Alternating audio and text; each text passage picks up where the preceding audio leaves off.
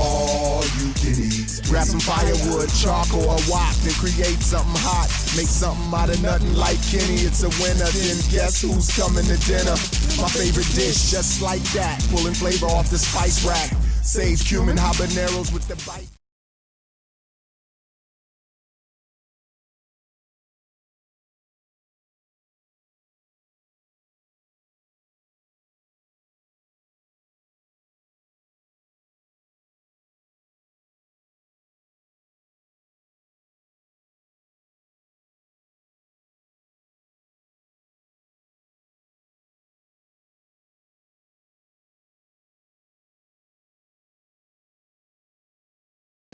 Welcome to another episode of Fired Up with Kenny Crawford.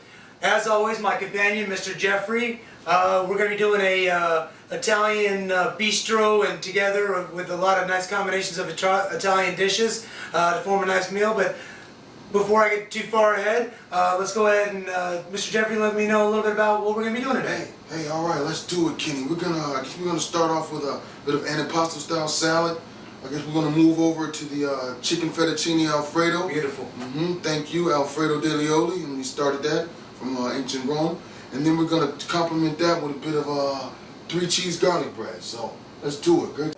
First of all, I want to go ahead and throw an antipasto salad together. It's a great accompaniment for an Italian meal. The spinach and different vegetables, and you can add a protein like egg and black olives, cheese.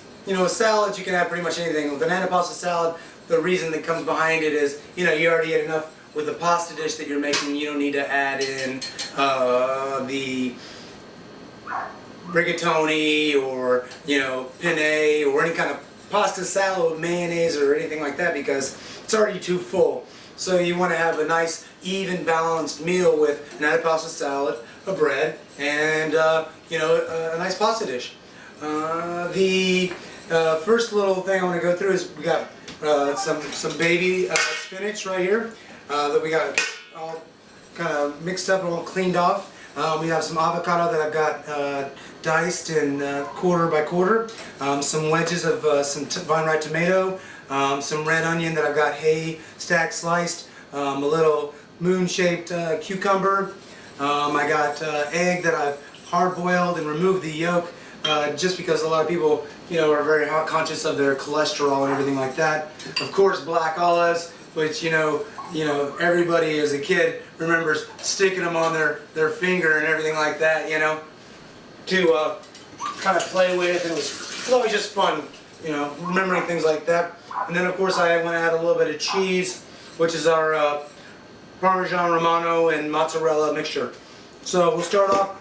Oh, and then also I want to mention this balsamic salsa reduction we got here. Some red wine vinegar and an oil that I like to make sure that it is a real light dressing to not take away but give it just a lot more flavor and texture. So Regino's is a really good brand on the fine red wine vinegar. And then of course with the salad, a lot of really components are your cut sizes, just the texture of the salad, and then when you're building it, you don't want it just to be tasty, but you also want it to be beautiful. So we got a pretty good size amount of the spinach here, and we'll just mix up this balsamic salsa. We'll add just a little red wine to that. Oh yeah. And the next ingredient I want to go ahead and add is the extra virgin olive oil, and just add a generous amount in there. And then some of the ingredients I want them to go into the salad and get tossed in there. So we'll put the cucumbers in there and the red onion in there. Slide those right off of here, right into there. Beautiful. Sometimes the reason I leave certain ingredients out is because a lot of people might have an allergy to it or just not like it. You might even still a little bit of the olive juice in there. Then I want to add the guac in there, or the avocado. Just add that in there real nice.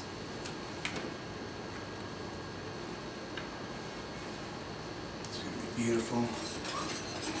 I really like antipasta salads. You know, you can even add a different type of protein like salami or, you know, pepperonis. That's always really good. My mother makes this antipasta salad that's got so much stuff going on in it, and it is just really out of this world. Dynamite. In fact, that's where kind of I got a lot of my cooking and some of my passion for the cooking is with and from my mom. So, you know, that's just some kind of, you know, the passion you get from enjoying doing different things. I'm just going to fold that in there because we don't want to bruise up all the guacamole or avocado there. We'll just flip that over. Look, it's out. It's no big deal. We can make that happen, but it kind of coats everything, and then once we get everything coated and in there, you know, have that the red onion and everything like that, just kind of popping in there underneath. We'll go ahead and I like to go light colors underneath, and then a little bit of that cheese to kind of give it a different little bit of more texture.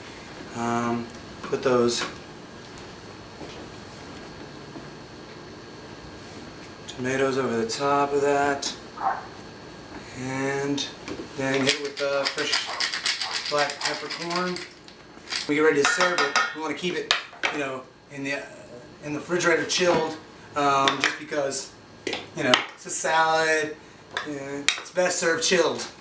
You know, certain things are best served chilled, and some things you don't like hot salad. There are certain people that do. I've never met any. Like they say, don't get mad, get glad. It's always there for you, and when you don't have it, it's quite a pain. You know, working in a restaurant. One of the things. Thank you, Mr. Jeffrey. There you go, sir. But like I was saying, you know, when somebody doesn't order something that you need desperately, like plastic wrap, you know, it's just like towels or anything else in the restaurant. You need it in order to survive, but without it, you just kind of a duck out of water. So let's get over here to this chicken fettuccine Alfredo and let that chill, and we'll be rolling right along. Let's get fired up. To you, Mr. Jeffrey, but I'm ready to get fired up. So here we come to the entree, the reason we're here. You know, the reason you go to eat. You know, the main course is what brings people in. I don't know about you, Mr. Jeffrey, but, you know, soup, salad, all that stuff, that's all well and good, but, you know, it doesn't leave me walking away you know, with a full stomach. So first of all, for our main entree, we're going to be doing chicken fettuccine Alfredo. You know, there's only a couple of components to chicken fettuccine. It's real simple. You know, you got a protein, which is our grilled chicken that we've grilled off. Mr. Jeffrey, thank you very much for grilling that, seasoning it, and slicing it off. I really appreciate that. Then we also have some cheeses that we're going to add to Alfredo sauce. And right now we have the Romano and the Parmesan and the mozzarella, and then just some more Parmesan, grated Parmesan. Real great ingredients. We got some milk that we're getting hot, because, you know, we want a hot sauce. We don't want cold, you know, macaroni, cold noodles. Nobody likes a cold noodle.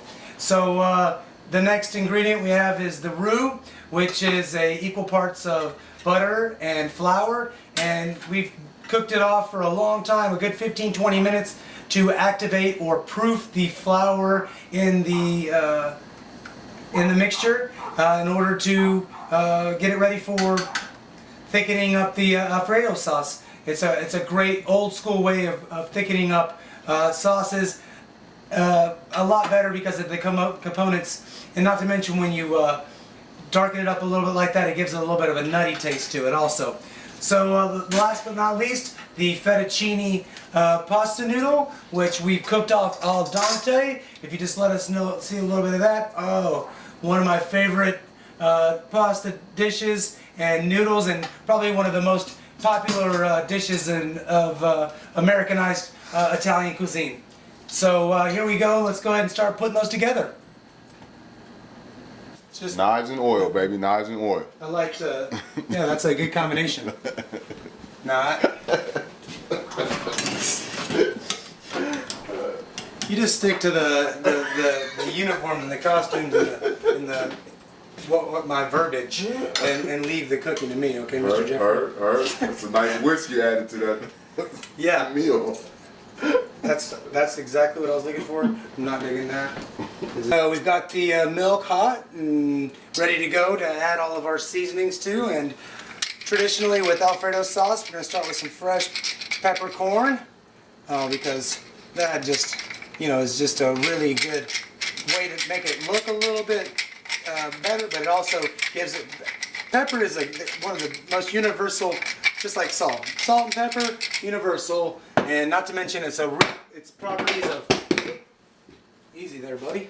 Get a little carried away, but like I was saying about pepper, it is got a lot of antioxidant properties, and a lot of people are really big about that. So, gotta be health conscious, even though we're making up a thick, creamy dish with a lot of milk and cheese. So at this point, we're going to go ahead and add the cheeses. Just the Romano and mozzarella and Parmesan and all that. And we can kind of whisk that together. And you'll see that, it's thin right now. But once we put that roux in there, I think that'll actually perfect. And then I am just dropping things all over the place today. But get a little bit of garlic salt in there. And then it's time to add the good old roux. And then with the roux, the good thing about it is if you don't use all of it, freeze it. Put it in the refrigerator or leave it wherever you want. And save it for another day. And then we're just going to take that sauce and whip it up, and as it gets hot and the glutens and everything's picking up even more, we just want to make sure we don't get it too thick. And I'll show you a really quick, easy way. Oh, the cheese thickens it, and then we'll just turn that down a little bit. We don't want to scorch the milk. Nobody likes brown Alfredo sauce. Not anybody I know, anyways. And anyways, the real quick way, just to make sure you got a nice, thick, creamy sauce. Oh yes. Coat the back of a spoon and give it a little taste. Mr. Jeffrey, what do you think about that? Little cheesy Alfredo sauce. Kenny, Beautiful. Doing good. It's doing good. Thank you, Mr. Jeffrey. You're a decent companion, a good friend that's always got my back. I appreciate that. So, like I said, Alfredo sauce, you just saw, we just put it together in no time at all, and everyone's always going, well, Alfredo sauce, I gotta get it from a can, yada, yada, yada. There you go, you got perfect Alfredo sauce. We're gonna go ahead, add the grilled chicken in there. Oh my goodness gracious. Add that all in there, nice and delicious. And then we can switch now to, oh yeah, oh that's really looking good, isn't it? And last but not least, our fettuccine noodles. They're all al dente style, just what we need in there. And pasta, you can bag it up, freeze it, and save it for a rainy day. Just another good use for our Glad wrap.